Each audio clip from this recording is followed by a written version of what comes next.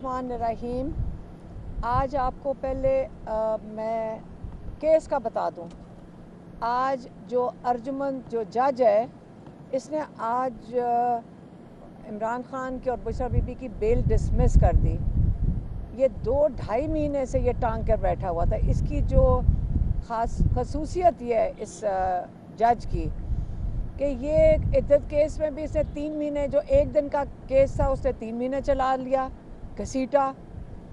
अब बेल जो इनको मिलनी चाहिए, जो रिमांड पे हैं, जुडिशल रिमांड पे हैं, इमरान खान और बुशरा बीबी सिर्फ जुडिशल रिमांड पे हैं जेल में, और ये इसने वो भी घसीट लिया है, इस केस को भी।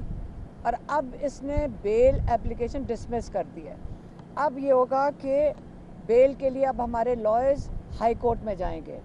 हमें पता है कि कोई तरीका नहीं है कि हम इमरान खान को, क्योंकि ये सारा कुछ बुशरा, जो इमरान खान कहते हैं, बुशरा बीबी को भी उनकी वजह से जेल में रखा हुआ, और जितने और लोग हैं वो इमरान खान की वजह से जेल में हैं।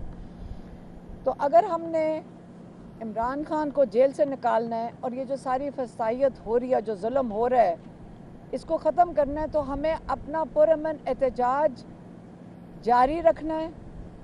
हम अगर ये नहीं करेंगे तो ये ना इन्होंने निकालने देना है, कल इनको मिलिट्री जेल में भी डाल सकते हैं। तो ये तो मैं खुद बात कर रही थी। इमरान खान का बताती हूँ। हमने उनको बताया कि परसों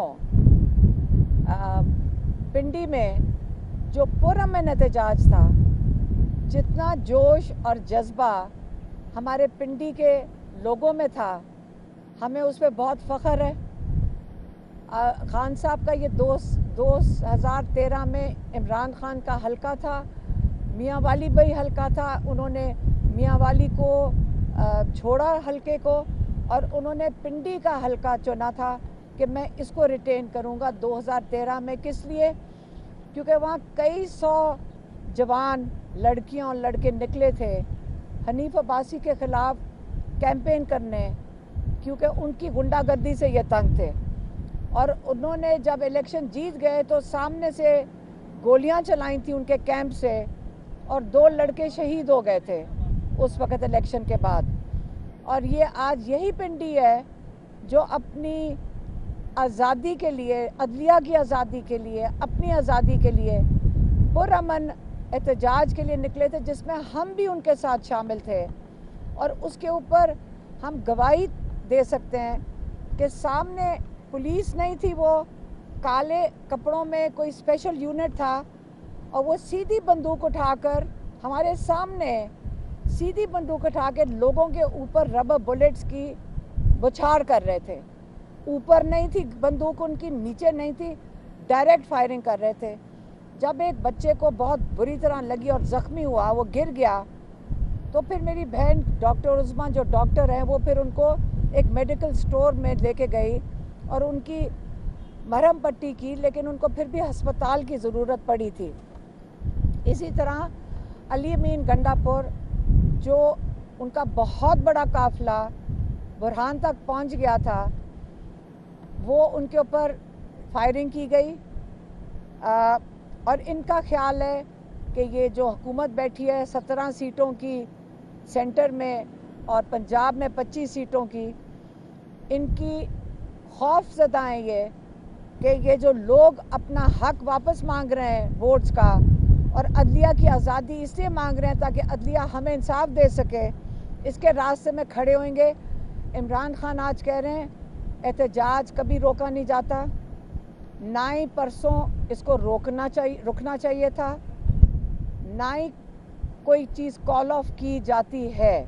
ये पहले आप क्लियर हो जाएं। अब जो एहतजाज होगा वो नहीं रुकेगा।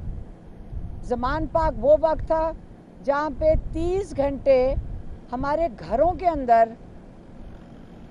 टीयर गैस की शेलिंग हुई थी। ना उन्होंने बुजुर्ग देखे, ना बच्चे देखे, घरों के अंदर शेलिंग हो रही थी। परसों पिंडी में लोगों के घरों में शेलिंग हो रही थी, लेकिन आपको मैं ये बता दूं, वहाँ बच्चे, बुजुर्ग, उन्होंने अपने घर खोले हुए थे, लोगों को वो पानी दे रहे थे, लोगों के साथ एहतजाज में शामिल थे।